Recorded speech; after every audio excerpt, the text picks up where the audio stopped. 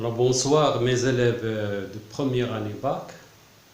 Aujourd'hui, on va entamer le deuxième paragraphe sur la dérivabilité, à savoir le paragraphe dérivabilité à gauche et dérivabilité à droite en un point. Donc, pour ces deux définitions, on a besoin des données suivantes. Donc on prend soit deux réels, un réel A et un réel alpha appartenant à R. A appartient à R et alpha appartient à R. Et on prend une fonction f, une fonction réelle définie sur un intervalle I.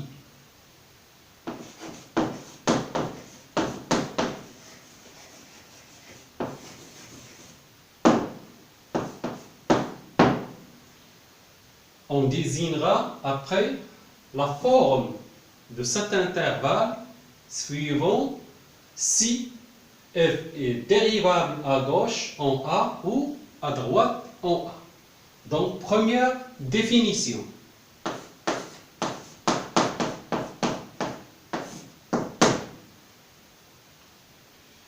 Dire que f est dérivable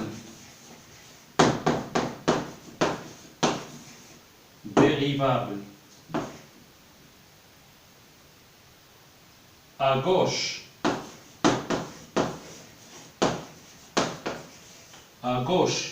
en A,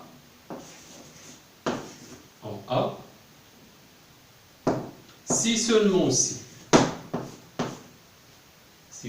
si, pour toute valeur x appartenant à l'intervalle I, de la forme A moins alpha A ouvert, de la forme A moins alpha A, c'est-à-dire un intervalle d'amplitude alpha, de distance alpha.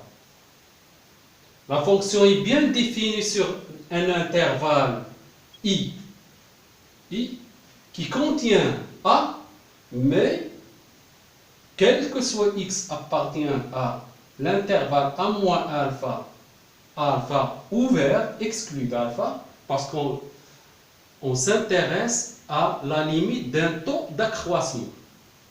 Donc, une limite, c'est-à-dire on est intéressé à une tendance de x vers A, sans s'approcher de A. Donc, si seulement si, quel que soit x appartient à l'intervalle A moins alpha A, limite de f de x moins f de A, quand x sur x moins A, quand x tend vers A et x inférieur à A. Alors, cette limite doit être finie, doit être une constante. Donc, doit être égale à L, un réel qui appartient à R.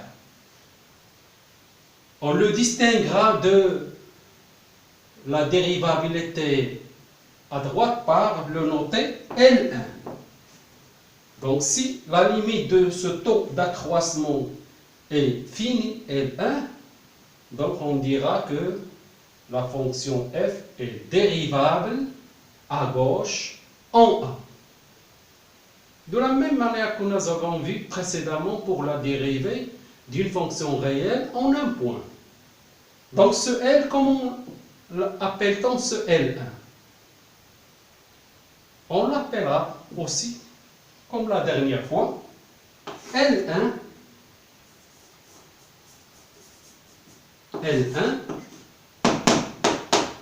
est appelé, ou bien il dit le nombre dérivé à gauche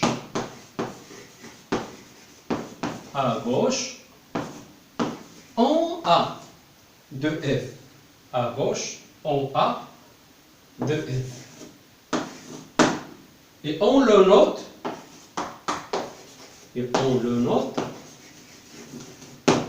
cette fois on le note F prime G, petit g, entre parenthèses A. On le note F prime gauche de A est égal à L. Donc voilà la définition de la dérivabilité à gauche en A. De la même manière, on définira, ça c'est pour la définition 1, de la même manière, on va faire une définition 2 pour la dérivabilité de f à droite en A. Donc, définition 2.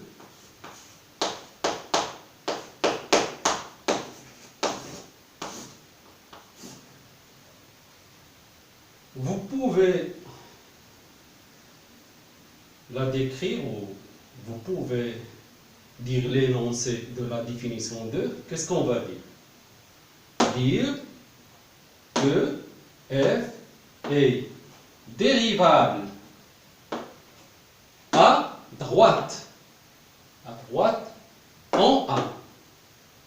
Si seulement si, pour toutes les valeurs x, cette fois-ci définies vers quel intervalle? Ça c'est l'intervalle, ce sont les valeurs qui se trouvent à gauche de A. Donc quel est l'intervalle? Comment on écrit l'intervalle où les valeurs se trouvent à droite de A? Son écriture. C'est bien, c'est A plus alpha. A, parce que l'intervalle tout entier de centre A, voilà c'est A. La première extrémité à gauche, c'est A moins alpha. Et la deuxième extrémité, c'est à droite, c'est A plus alpha. Donc la partie à gauche de A, c'est celle-là. C'est celle-là.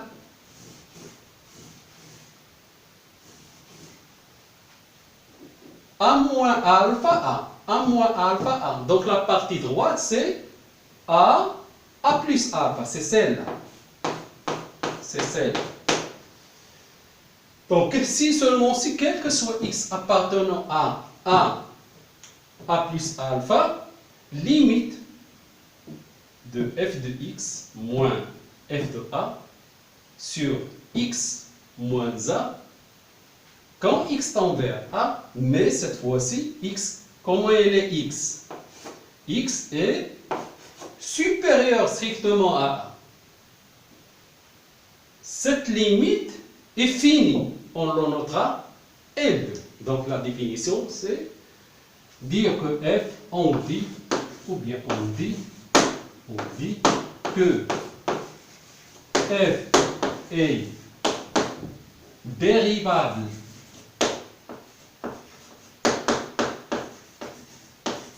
à droite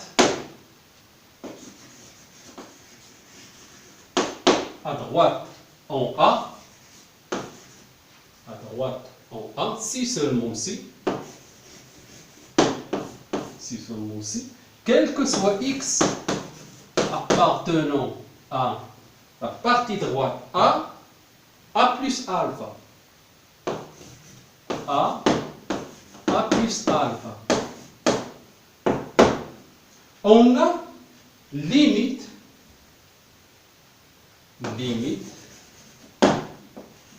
f de x moins f de A sur x moins A quand x tend vers A et x supérieur strictement à A, est égal à un réel. On le note L2, appartenant à 1. Une constante. C'est une limite fine. Donc L2 est appelé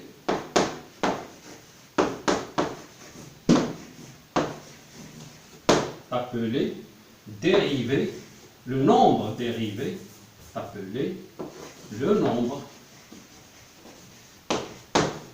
dérivé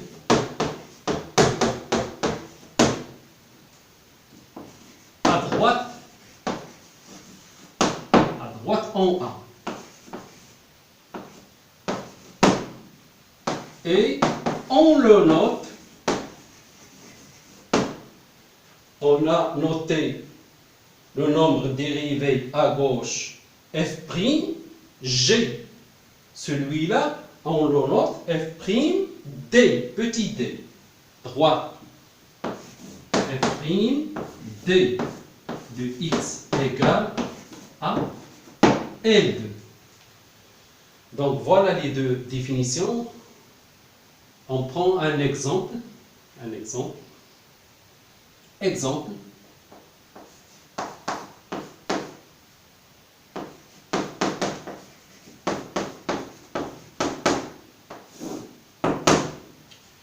Exemple. Étudier si la fonction, j'écris fonction en FCTN, contractée, si la fonction f réelle définie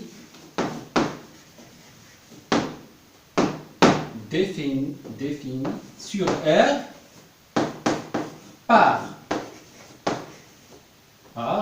j'ouvre la parenthèse, f de x égale x au carré, x au carré moins 1 pour les x inférieurs strictement à 0, et f de x égale à x moins 1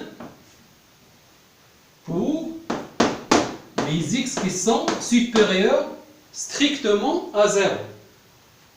Alors, étudier si cette fonction réelle est dérivable à gauche en 0 et ou dérivable à droite en 0.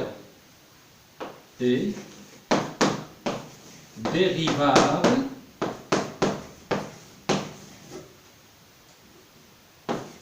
à gauche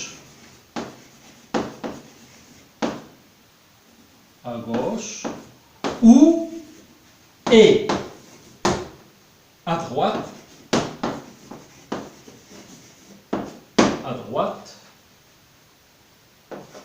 en A égale à 0. Donc cette fonction, elle est définie sur R, mais elle prend les images de f prennent deux formes suivant les valeurs de x.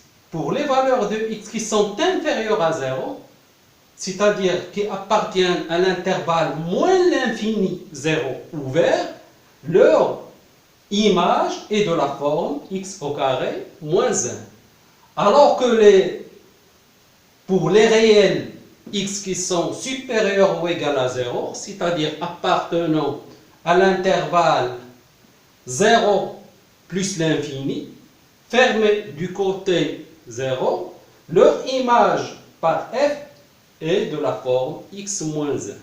Donc, avec cette fonction, cherchez si la fonction est dérivable à gauche ou est à droite en 0. C'est-à-dire, est-ce qu'il est dérivable à gauche et aussi dérivable à droite, ou bien est-ce qu'il est dérivable à gauche et non dérivable à droite, ou bien est-ce qu'il est dérivable à droite et non dérivable à gauche, Ou le quatrième cas, est-ce qu'il est dérivable à gauche et dérivable à droite? Donc je vous laisse un petit instant et on corrige.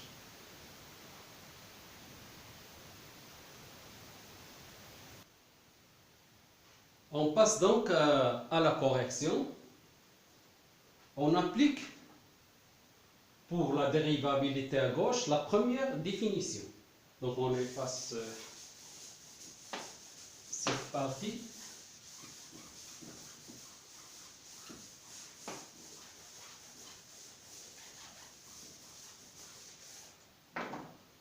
Donc réponse.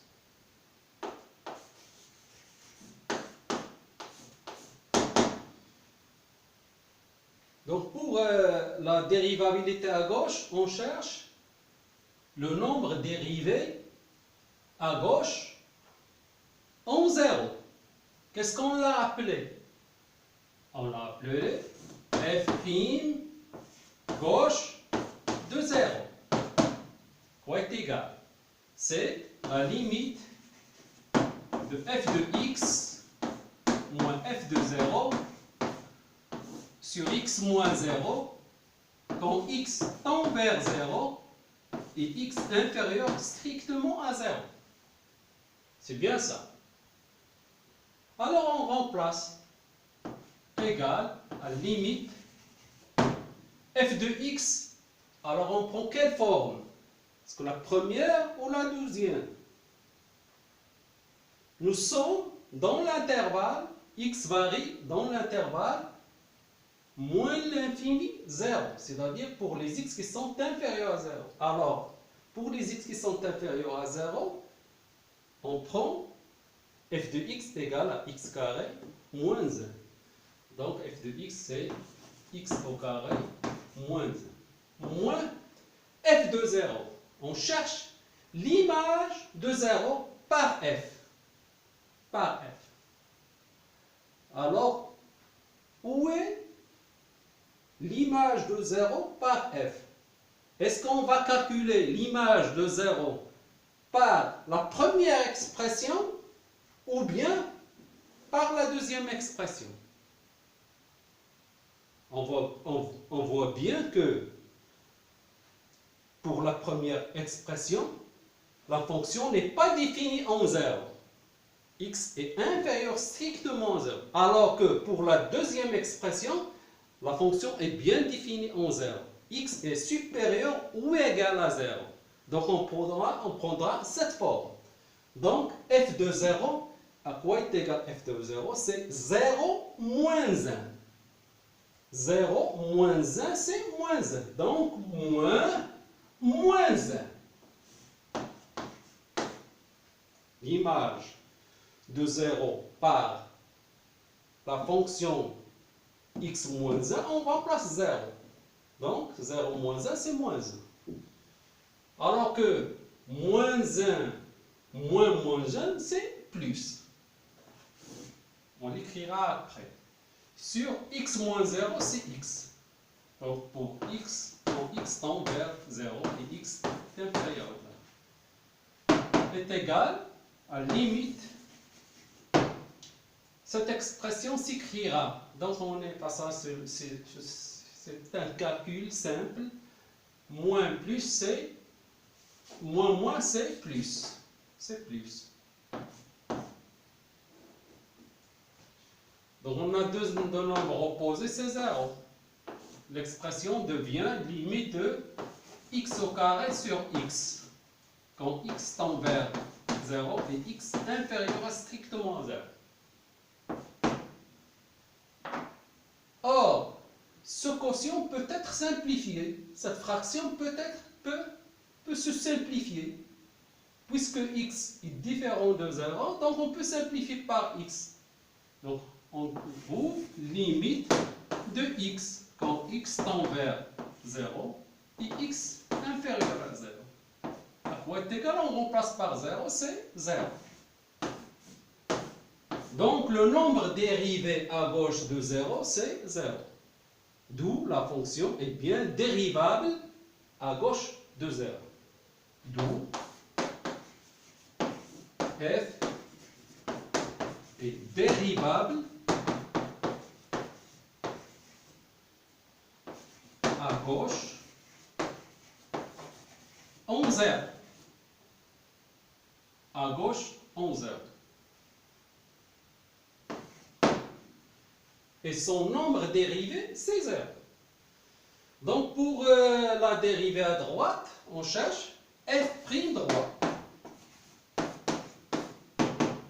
De la même manière, c'est limite de f de x moins f de 0 sur x moins 0 quand x tend vers 0 et x supérieur strictement à 0. On remplace ces limites quand x tend vers 0 et x supérieur à 0. F de x, on prend la deuxième expression parce que f est défini pour les x qui sont supérieurs ou égal à 0. Donc, on prend la deuxième expression, c'est x moins 1. X moins 1 moins l'image de 0. Or, on a aussi 0 pour image par f, c'est 0 moins 1 parce que la fonction est définie ici pour les valeurs de x qui sont supérieures à 0. Donc, on utilise cette expression. C'est la même. Plus 1. Sur x moins 0, c'est x. On simplifie. Donc, c'est limite de x sur x. Limite de x sur x. Quand x tend vers 0 et x supérieur à 0. Or, cette fraction, on l'a réduit. On simplifie par ici, on trouve 1. Donc, appartient à R. Celui-là aussi appartient à R. Donc, la fonction est dérivable à droite. Dérivable à droite. À droite, en z. D'où, bien donc, f est dérivable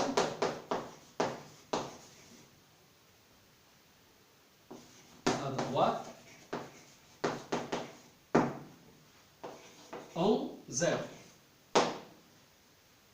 Parce que la limite de ce taux d'accroissement est bien un réel fini.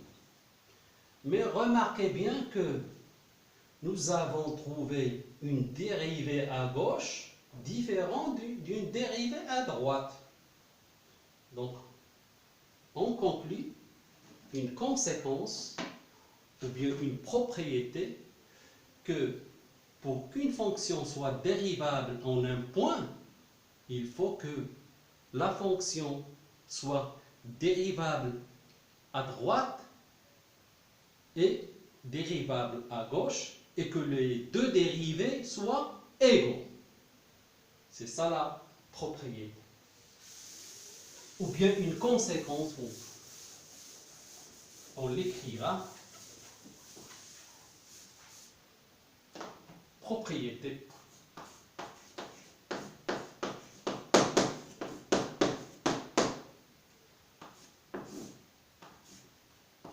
F est dérivable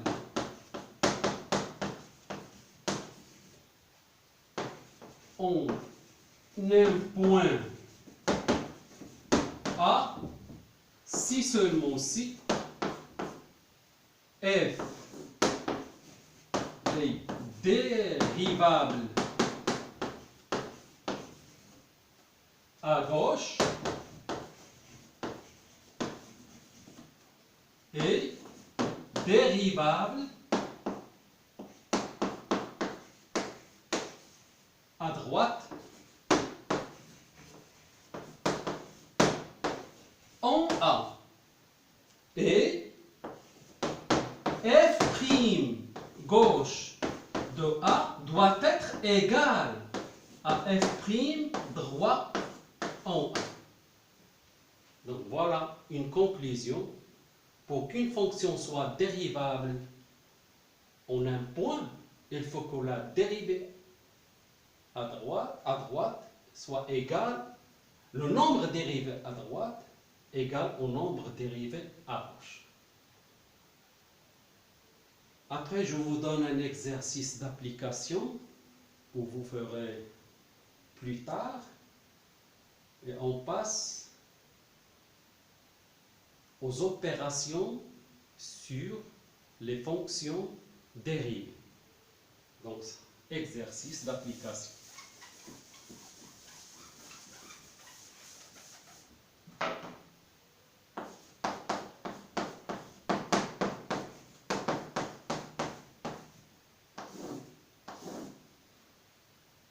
Soit f une fonction réelle, soit f une fonction réelle définie sur R par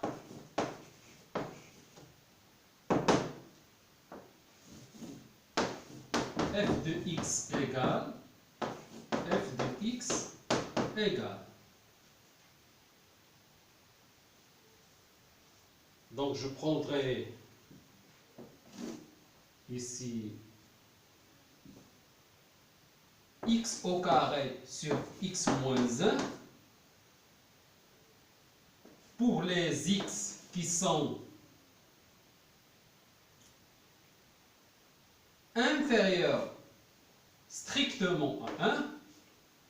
Et ici c'est racine de x moins 1 pour les x supérieurs ou égal à 1. Voilà la forme de la fonction, la forme des images de la fonction suivant le domaine de définition de f. C'est-à-dire, pour l'intervalle, les x qui varient dans l'intervalle 1 plus l'infini, la forme des images, c'est racine de x moins 1. Alors que pour les valeurs qui sont inférieures strictement à 1, c'est-à-dire qui appartiennent à moins l'infini 1 ouvert, du côté de 1, leur image prennent la forme x au carré sur x moins 1. Donc la question c'est chercher si f est dérivable